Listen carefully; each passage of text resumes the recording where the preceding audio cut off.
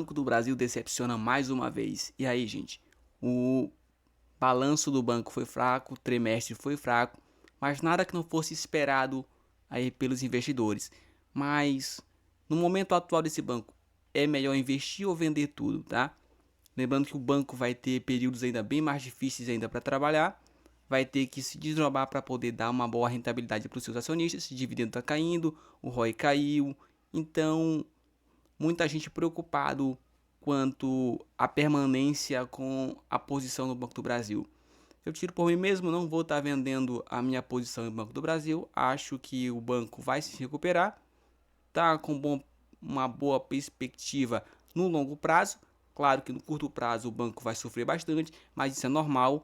Então você tem que olhar para o futuro, tá? Então vamos fazer uma análise a respeito do terceiro trimestre do banco, o que o banco falou a respeito desse trimestre e se ainda vale a pena aí ter esse banco na carteira, tá bom? Vamos analisar o banco em detalhes, vamos saber a rentabilidade, margem, vamos saber em que o banco está pecando e se o banco tem uma boa perspectiva para os próximos anos, tá, gente? Então, leve em consideração que é um banco já bem antigo, um banco que nunca quebrou. Claro, raramente o banco teve prejuízo, porém é algo pontual. Acredito que é algo pontual e o banco vai se recuperar. Tenho a minha posição aqui de 302 ações do Banco do Brasil, é a maior posição da minha carteira, com 30%. Porém, é um banco que está com uma rentabilidade ainda no positivo para mim, tá? Tá com uma variação negativa, mas é normal isso aqui. O que importa é isso aqui, ó, rentabilidade aí da posição, tá bom, gente? Então vamos analisar aí no detalhe, vamos ver a análise no detalhe do Banco do Brasil, beleza? Vamos que vamos. Outro resultado fraco, piora nas projeções para este ano e também um novo anúncio de provento que foi muito baixo e abaixo do que esperado. Daí essa foto mostra as expectativas do mercado, que eles estavam projetando 4,3 bi de lucro para o terceiro TRI de 25, enquanto o pessoal da Genial estava projetando 3,4 bi de lucro.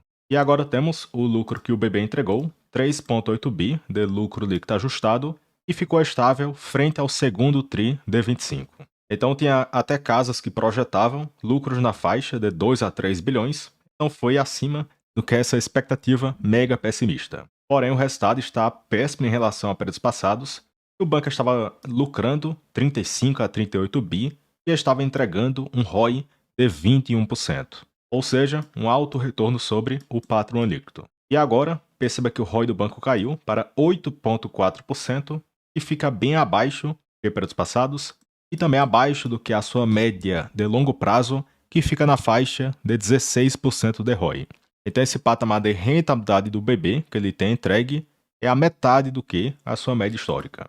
E agora no acumulado do ano, 14,9 bi de lucro, de janeiro até setembro, e caíram em 47%. E o ROI piorou de 21% para 11%.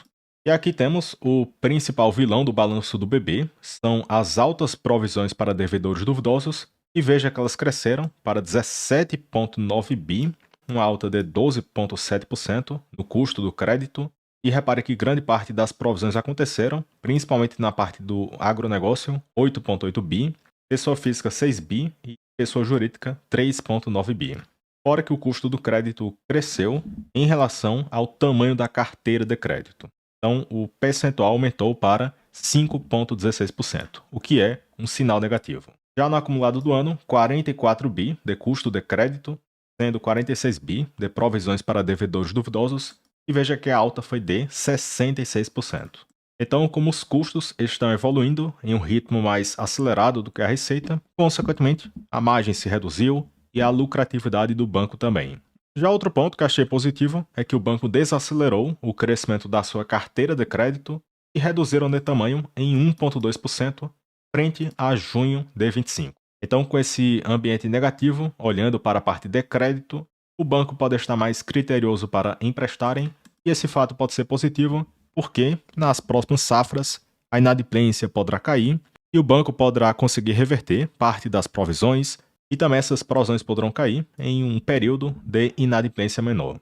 Além disso, temos aqui a inadimplência curta, de 30 a 90 dias, que cresceu para 6,75%, o que foi negativo. Já a inadimplência acima do que 90 dias também cresceu para quase 5%, o que também foi negativo, e o índice de cobertura piorou para 165%. Então também outro dado negativo. E agora comentando um pouco sobre a carteira de crédito do BB, então ela é dividida em pessoa física, PJ e a parte rural. E é praticamente um terço pessoa física, um terço agronegócio e um terço pessoa jurídica. Então a carteira de crédito de pessoa física cresceu em quase 8% em 12 meses e 2,3% frente a junho de 25. E também outros dados aqui péssimos, inadimplência crescendo e cobertura caindo. Outro ponto, eles destacaram que a inadimplência acima do que 90 dias, sem o produtor rural, esse ponto seria de 5,33%, o que também é um patamar elevado. Então veja que o BB não está sofrendo só na parte rural, e sim em outras carteiras de crédito do banco, a inadimplência e as provisões também têm aumentado. Já na carteira de crédito de pessoa jurídica, ela cresceu 10% em 12 meses e caíram 3,2% frente a junho de 25. E a parte positiva é que a inadimplência caiu para 5,14% e acima do que 90 dias ficou estável. E também se olharmos para o segmento de micro, pequenas e médias empresas, que a inadimplência costuma ser bem elevada, esse ponto caiu para 10,25%. Então na parte de pessoa jurídica, o banco mostrou sinais de melhora na qualidade da carteira de crédito. E agora temos a parte rural, que realmente está feia a situação, porque a inadimplência, que já estava alta, cresceu de 5,5% para 7,8%, e a inadimplência acima do que 90 dias cresceu de 3,49% para 5,34%.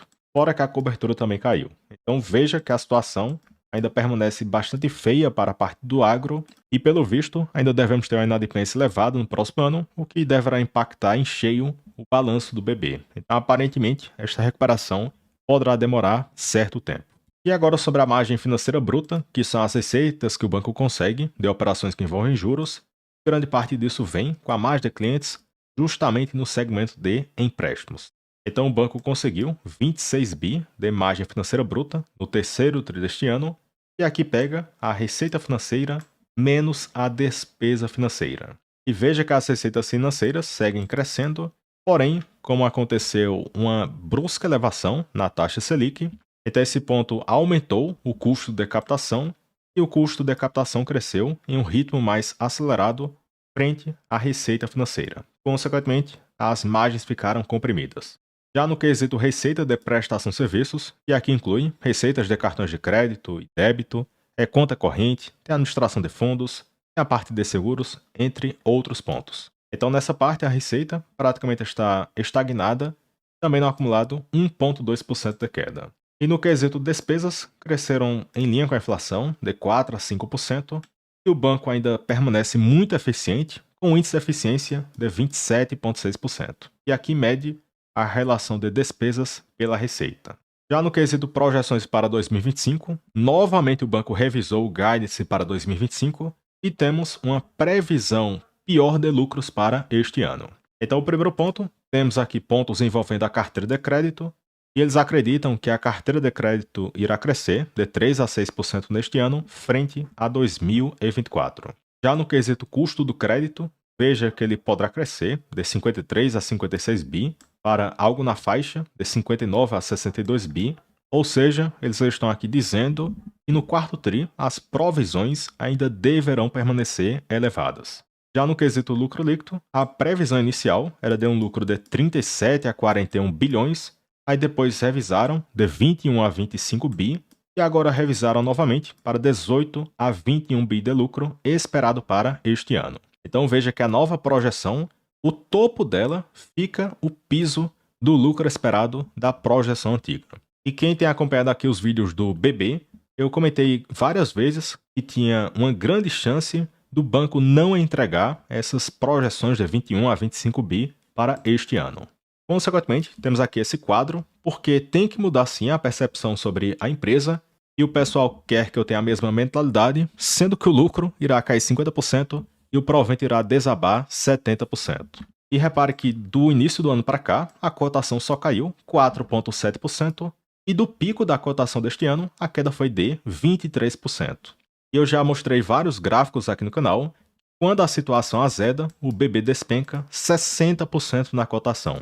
E veja que a situação azedou 50% de queda esperada no lucro, a cotação mal caiu, preço-lucro estimado para este ano de 7,2, ou seja, em relação à perspectiva do início do ano, o banco está 100% mais caro em relação a janeiro de 25.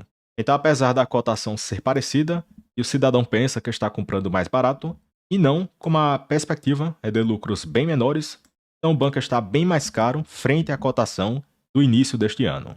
E também, e por fim, no quesito proventos, o banco anunciou 410 milhões em JCP, o que nos dá 7 centavos por ação, e ao retirar o imposto de renda de 15%, cai para 6 centavos por cada ação. E a data como será, no dia 1º de dezembro, pagamento 11 de dezembro, dividend yield apenas 0,2%, e em particular eu vou receber R$ 1.848 com este provento que foi anunciado.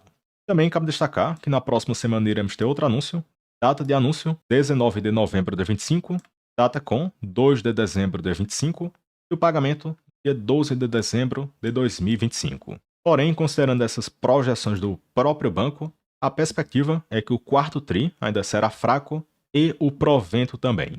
Porque, se olharmos aqui o guidance para 2025, 18 bi de lucro mínimo esperado, menos 14,9, que foi o que entregaram.